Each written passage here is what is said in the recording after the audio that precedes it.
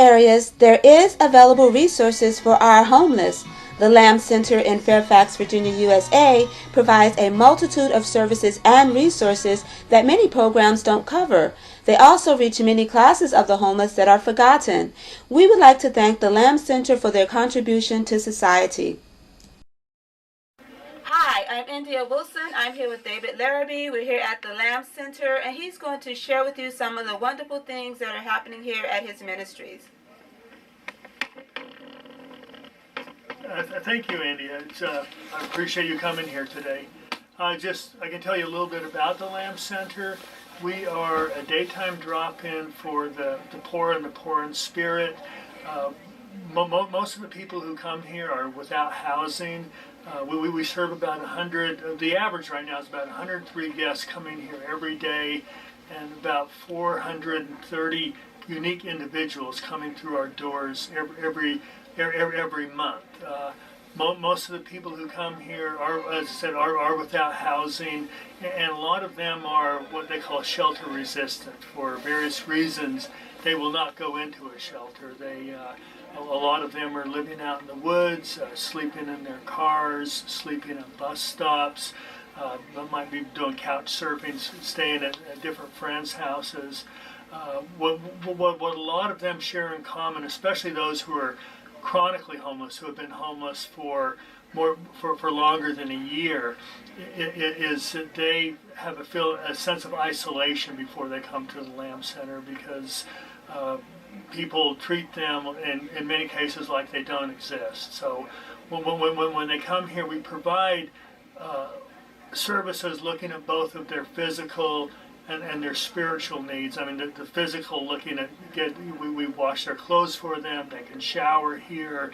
We serve breakfast and lunch. They can get a haircut. We have case managers. We have a nurse who comes in here. Outreach workers for mental health from the county. Someone from the Veterans Administration.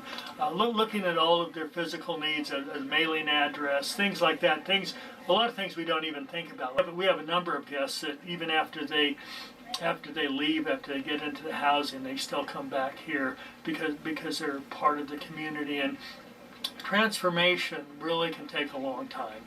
Just like in our lives, it takes a long time. But we walk that journey with them, and that's what is so important to know that we're walking side by side with them. Yes, I can see that in you. I can feel your compassion.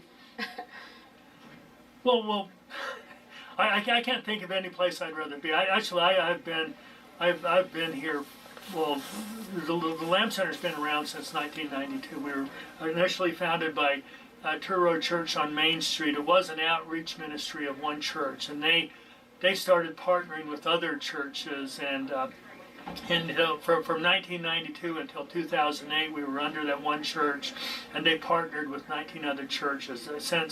Since 2008, we've been a nonprofit. We have a board of directors, a staff of about seven right now, and more over 150 volunteers. But we're not tied to one church, but we're still tied to the church. But I first came here back in February of 1999. I used to work for the federal government in Washington, D.C., and ended up throwing my marriage away. My kids went with my ex-wife to Germany for a couple of years, and I ended up with a felony conviction for making $17,000 of phone calls to Germany on the government's tab. And for anyone to lose a government job with veterans preferences, it takes real talent, and I managed to do that, but I'd stopped going to church, and then my probation officer back in 1999 sent me here to do 100 hours of community service at the old Lamb Center, where we were at, above a pawn shop, just about less than a mile from here. And I had to do my 100 hours of community service, and I wanted to get out as fast as possible because of the prayer and Bible study that they do here. But I stayed, and now you're leading it. well, yeah, because I ended up, I did leave after 100 hours, but then I came back 2 months in sobriety with a burning desire to be here, and ended up they hired me for Saturday ministry, and then I've been the director since 2004. But I only mention that because I didn't want to be here, and my life has been transformed by being here. And I see that in our volunteers as well. And even people who come here, they think they've come here to donate something. But sometimes they'll come in here and we can see they're going through a difficult time, and we end up praying with them. But it's a ministry, an outreach ministry to those without housing. But it's really an outreach ministry to the entire community, because people come here to serve, people are served, and sometimes it's our guests who are serving us. It's what we call a mutual ministry. It's just a beautiful